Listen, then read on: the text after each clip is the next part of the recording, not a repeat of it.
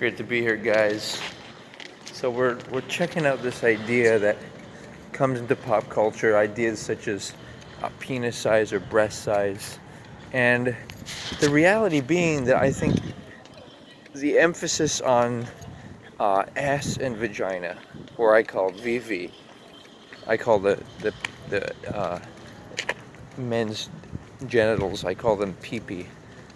I think basically the emphasis on the VV is a is a way to have fun in society and in, say, nightclubs or whatnot, where women might wear tight clothing, and women like, I think, attention.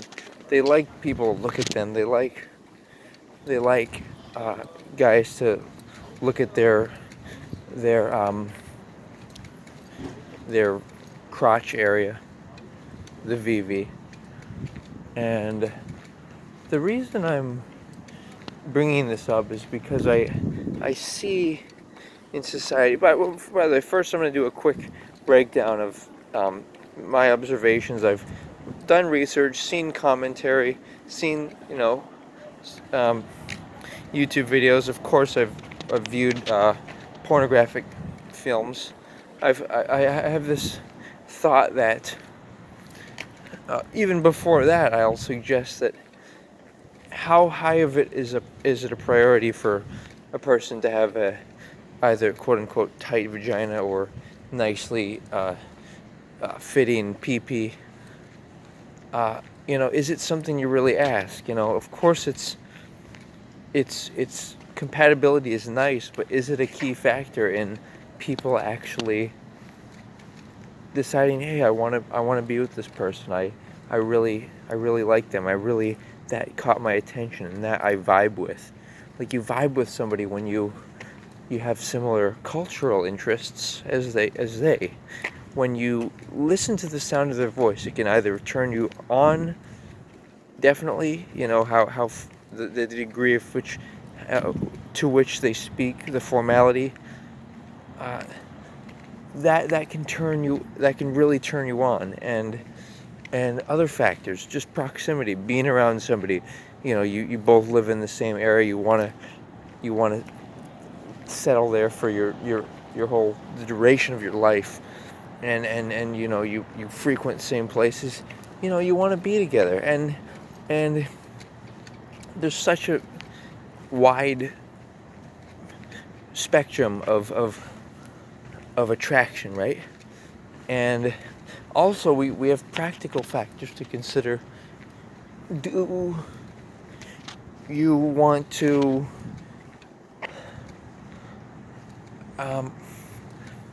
have virility, and how often the frequency at which you want to have intercourse or intimacy, there's a variable there.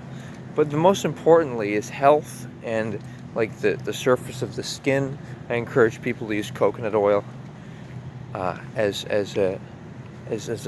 something to maintain and improve also consume some of it and on the skin to maintain, and also different types of lip balm. Like, I think basic lip balm with it varies whether you want to use natural products. Sometimes your skin might be exposed to the elements. You want to use a petrochemical product as opposed to something natural like coconut or olive oil. And what I'm suggesting, though, over here is that age plays or not. I don't mean age. I mean health. Health plays probably the principal factor in attraction. You might think that money, or degree of compatibility of sex organs, or women might think, or guys might think they need big muscles, or like ass and breasts. By the way, I don't think breasts are, like, that's not an attracting component for me in a woman. I like a woman with a flat chest. I prefer that for hugging, for closeness, for general health. They don't sag, and They don't get in the way. They don't interfere with exercise, and also there's this idea of penis size. You want to be able to maintain an erection. So, bigger than I'd say 6 inches. I feel like that, is not as easy to keep erect and hard, and go for extensive periods of intercourse without um, stressing out the vagina. But ideally, of course, guess what? You have a matching vagina where the length and the tightness of the vagina are are in symmetry and complement each other, the PP and VV. But the thing is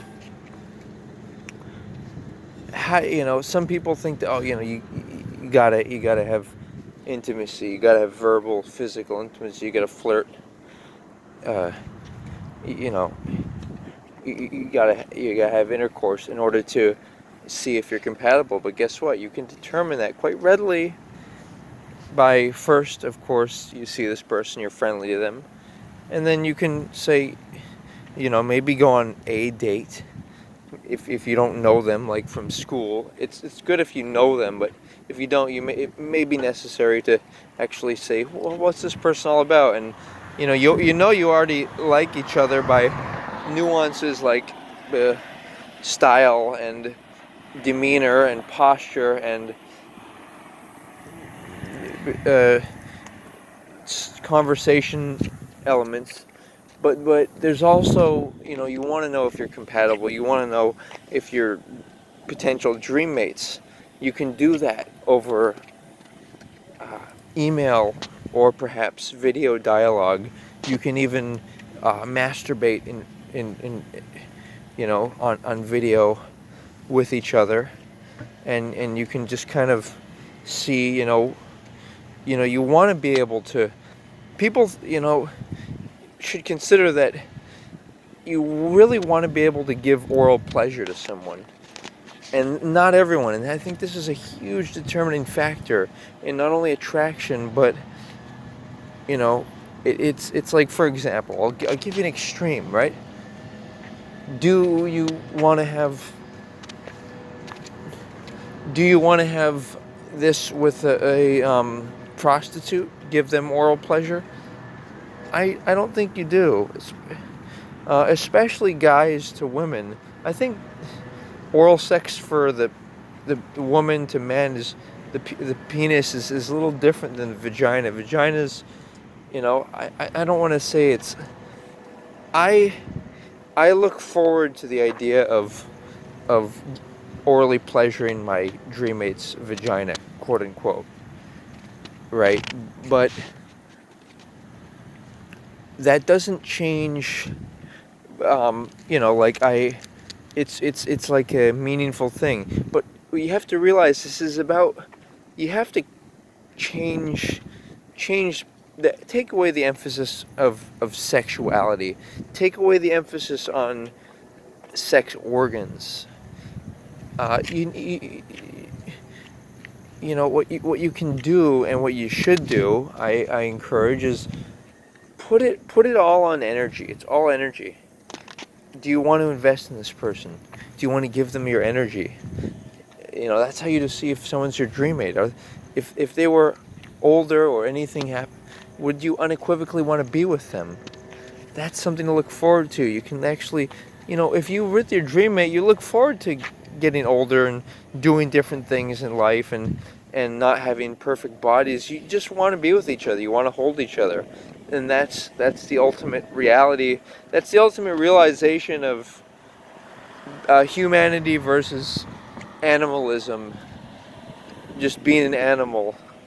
Just wanting to have sex because, it seems like a strong and, good body and smart animal. No, you want it to be more than that. You want it to be the magic, the soul, the truth, the individualism that's associated with a person's dreams. And getting back to the matter at hand, basically, it feels better, I argue, to engage in self-intimacy or orgasm activation, masturbation, second chakra. That it's nicer, I think, than not when viewing pornography. For me, viewing pornography is almost more so to get ideas uh, on how to kind of tricks and things, ideas, and it has its own satisfaction. But I think really, one ideally is more often is you fantasize actively about people you see in scenarios where they come in and they give you oral sex or whatever it is. That is I think results in a better, not only better orgasm with masturbation, but you really feel like you're being intimate. You feel like you're being intimate with yourself because there isn't like a video that you're watching, and listening to. It doesn't seem like there are other people. It seems like it's truly you. It's more than POV, point of view, where the guy, and by the way, I think that's the best format for pornography. I prefer when the guy is holding the camera, woman's doing the action on his dick. For me that makes sense, as opposed to, holy fuck, how many different types and all this bizarreness on the internet of ridiculous. It's like child play of people teasing. And by the way, the very concept, okay, of, oh, I wish this person liked my body, or this.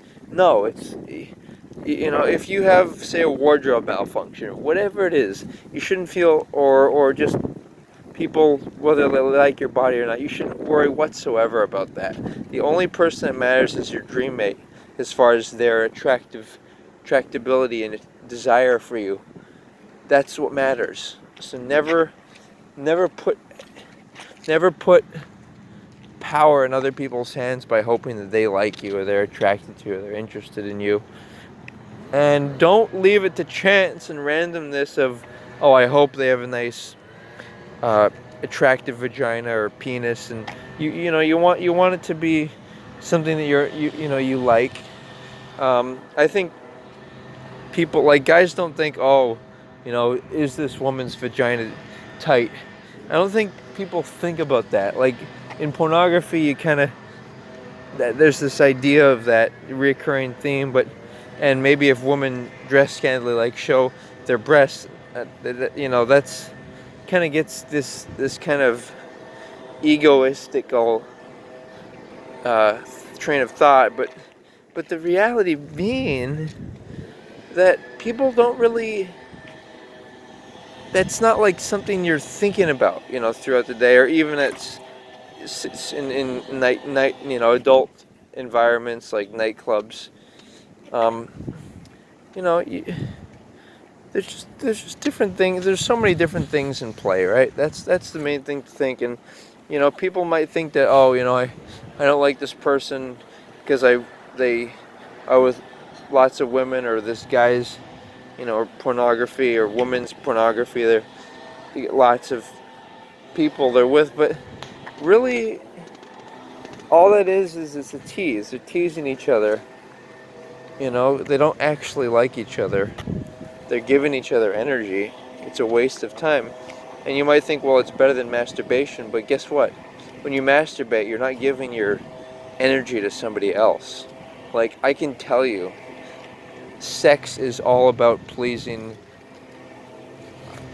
and giving your energy to a woman in heterosexual activity. It's all about that.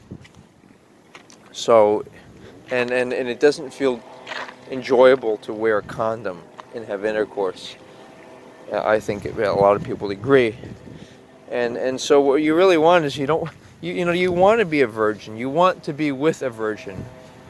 And even if you're not, you can start now.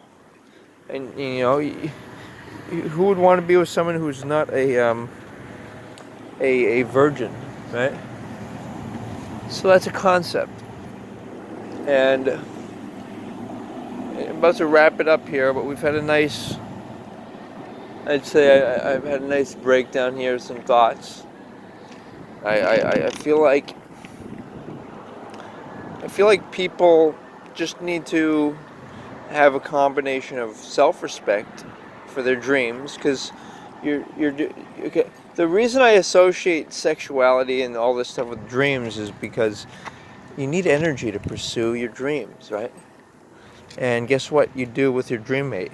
You mutually pursue a lifestyle together, goals, interests, and you need energy to do that. You need energy to build up to that. And if you let somebody pleasure you sexually, that takes energy. It takes energy to get yourself well dressed and go out and then hope to be with someone, hope they'll like you, and then flirt with them and all. It all takes time to do. All time and energy you can be using to, in combination of masturbate and come up with work on your ideas. And that's really actually what you want. You know, you want to be able to. You want to be able to have self-control. That's at the end of the day. You don't want to be hoping that,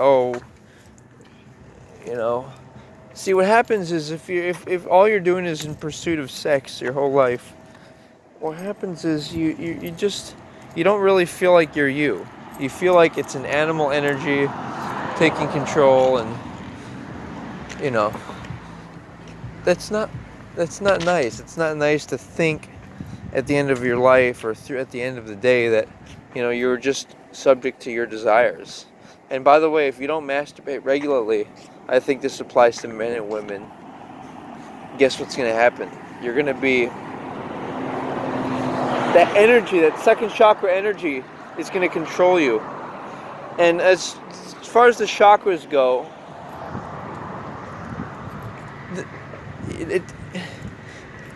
that's second chakra is the first chakra is basic needs. Second chakra is sexual activation.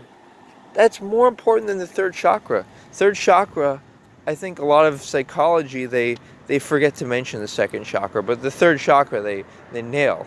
It's about the ego, and it's about either wanting to get energy from other people by having something fancy and hoping people pay attention to you. Hope people approve of you or celebrate you, versus celebrating yourself, versus exercising and dancing and being creatively active in art. That is what